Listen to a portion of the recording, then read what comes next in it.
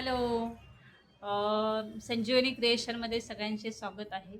तर आपलं एक्झिबिशन मी already post केली होतं ते 19, 20, 21 जूनला ग्लोबल सिटीतच होतं.